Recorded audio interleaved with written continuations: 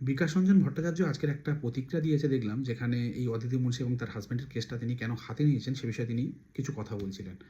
যেখানে তিনি বলছেন, যদি ডাক্তারের কাছে কোনো রোগী যায়, ডাক্তার তো তাকে জিজ্ঞাসা করে না যে সে কোন দল করে, কোন রং তার। তো আমিও আইনজীবী, আমার কাছে এসছেন, আমি তাদের সাহায্য করেছি। তো এটাই যদি তার ফরম্যাট হয়ে থাকে কাজ করার, তাহলে আমি বলবো মমতা বন্দ্যোপাধ্যায়ের যে সমস্ত পেন্ডিং কেস রয়েছে, অভিষেক বন্দ্যোপাধ্যায়ের যে সমস্ত পেন্ডিং কেস রয়েছে, আরও যে সমস্ত নেতা, তৃণমূলের নেতা রয়েছে, তাদের কেসগুলো উনিই লড়ুক, তাহলে খুব ভালো হবে।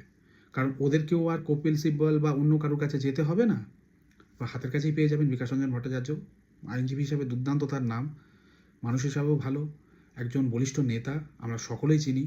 তার ধারে কাছে আমরা যেতে পারবো না, তাকে নিয়ে কথা বলার জায়গায় আমি নেই, বাট আজকের এমন একটা পরিস্থিতি এসে গেছে যে আমি কথা বলতে বাধ্য হচ্ছি। তিনি এমন একটা এক্সাম্পল দিচ্ছে যাদের সম্পর্কে দিনরাত তারা উঠতে বসতে গালিগালাজ করে, তাও লজিক্যালি। মানে গালিগালাজ মানে আমি এটা বলছি না যে ভুলভাল কিছু বলছে। সেই সারদা কাণ্ড থেকে শুরু করে এখনও পর্যন্ত যে সমস্ত স্ক্যাম হয়েছে তার বিরুদ্ধে রাস্তায় নেমেছেন এই বিকাশ রঞ্জন ভট্টাচার্য, প্রতিবাদ জানিয়েছেন যে সাধারণ মানুষের টাকা ফিরিয়ে দিতে হবে, মানুষের টাকা এটা লুট করে খাচ্ছে। সেই বিকাশ রঞ্জন ভট্টাচার্যের কাছে অদিতি মুন্সি গেল, তার স্কেল কি হতে পারে, তার মাইনে কত তিনি জানেন না? এই 100 কোটি টাকা মানে পেল কী করে, এটাই সব থেকে বড় প্রশ্ন। তিনি যে রাস্তায় নেমে নীতিটা দেখান, সেটা সেই সময় কোথায় গেল, এটাই আমার প্রশ্ন। তিনি তৃণমূলের কারোর কেস নিতেই পারেন, কিন্তু কোন কেসটা নিচ্ছি, কী ভিত্তিতে নিচ্ছি, রাজ্যের কী স্বার্থ রয়েছে এর সঙ্গে, রাজ্যের মানুষের কী স্বার্থ জড়িত রয়েছে, সেটা আমার বুঝতে হবে। মানে আপনি রাস্তায় নেমে বলছেন যে রাজ্যের মানুষের টাকা এরা লুট করেছে, অপরদিকে যারা লুট করেছে তাদের জন্য আপনি দাঁড়িয়ে যাচ্ছেন। আমার শুধু একটাই প্রশ্ন, যারা আপনাকে দেখে সিপিএম দলের সঙ্গে রয়েছে এখনও পর্যন্ত, আপনাকে যারা আইডল মনে করে, শ্রদ্ধা করে, তাদের কী হবে, তাদের নীতির কী দাম রইল, তাদের বিশ্বাসের কী দাম রইল?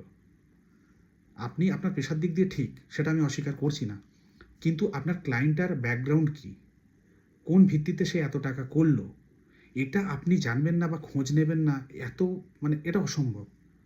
আমি আবারও বলছি, আপনার সম্পর্কে কথা বলার বিন্দুমাত্র যোগ্যতা আমার নেই, কিন্তু এটা ভেবে আমি অবাক হচ্ছি, এসএসসি কাণ্ডের জন্যে সবার আগে ছুটে যায় সরকারের, সেই সময় তৎকালীন যে সরকার ছিল তারা যে সমস্ত ক্রিয়াকলাপ করতো তার জন্য আপনাকেই আমি আগে দেখতাম।